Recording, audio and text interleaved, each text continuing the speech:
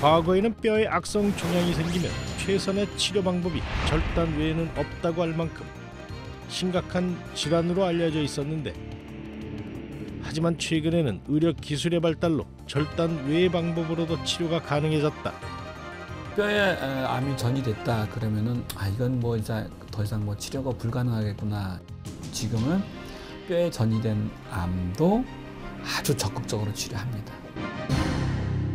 근골격계 종양의 명의, 고려대학교 병원 정형외과 박종훈 교수를 만나보자.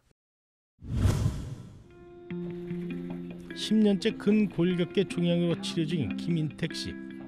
일반 관절염 환자들하고 거의 흡사한, 그러니까 약간 걸을 때, 거동할 때에 절룩거리며 걷고, 그러니까 일반 연세 드신 분들의 관절염 그런 증상하고 거의 흡사했어요. 통증이 온 지 한 7개월 정도, 한 근 1년 가까이 된 시점에 MRI를 찍었는데, MRI를 찍자 아주 생소한 골격종이라는 진단을 받았죠. 무릎에, 사실은 무릎뼈에 종양이 생긴 거죠. 김인택 씨는 현재 골육종을 치료 중이다. 근골격계 종양은 근육, 골격 뭐 이런 데 생기는 종양이라는 뜻이고요.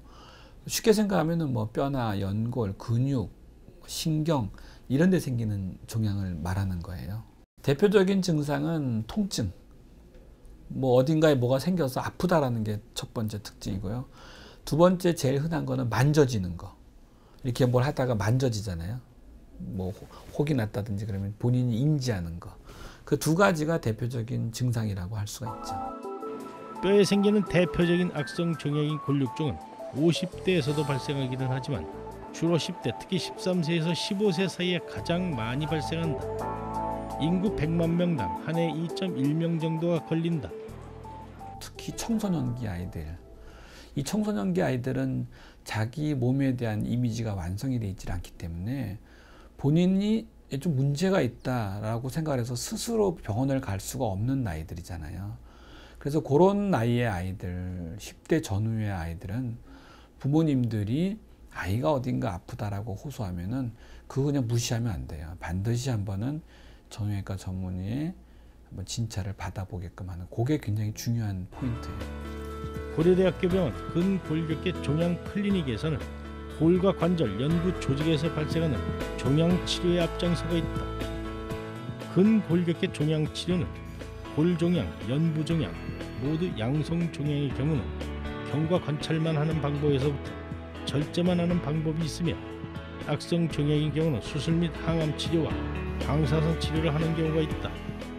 조직 검사를 해서 뼈나 근육에 생기는 근골격계의 악성 종양이라고 판단이 되면은요, 제일 중요한 것은 수술이에요. 수술을 통해서 먼저 조직 검사도 하고 종양을 다 드러내고요. 그 조직을 띄어낸 종양 조직을 보고서 우리가 판단했을 때 이게 추가적으로 항암 치료가 필요하다라고 하면은 추가적인 항암 치료를 시행을 하죠. 이 두 가지, 다시 말해서 항암 치료와 수술이 제일 중요한 것이고요. 경우에 따라서는 많지는 않지만 방사선 치료도 동반할 수는 있긴 있습니다. 이 세 가지, 그렇게 중요하다고 할 수 있어요. 수술 후에는 주기적인 경과 관찰이 필요하다. 가장 보편적인 방법은 외래를 통해 매달 정기검진을 치료 후 2년까지 하고, 2년 후부터 5년까지는 검진 주기를 다소 완화하는 방법을 사용한다. 퇴원을 앞둔 김인택 씨. 박종훈 교수는 지금 하면 제 생명의 은인이죠. 어떻게 보면 한마디로 얘기하면, 이게 인의라는 게 있죠. 인의. 이런 분이 아닐까. 요즘 세대에 참 이런 분이 인의가 아닐까라는 생각이 들어요.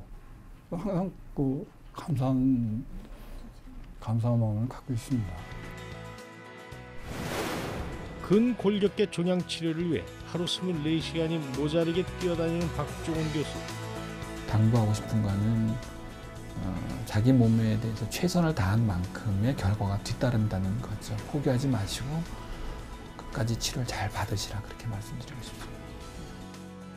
그가 있기에 근골격계 종양 환자들은 오늘도 희망을 잃지 않는다.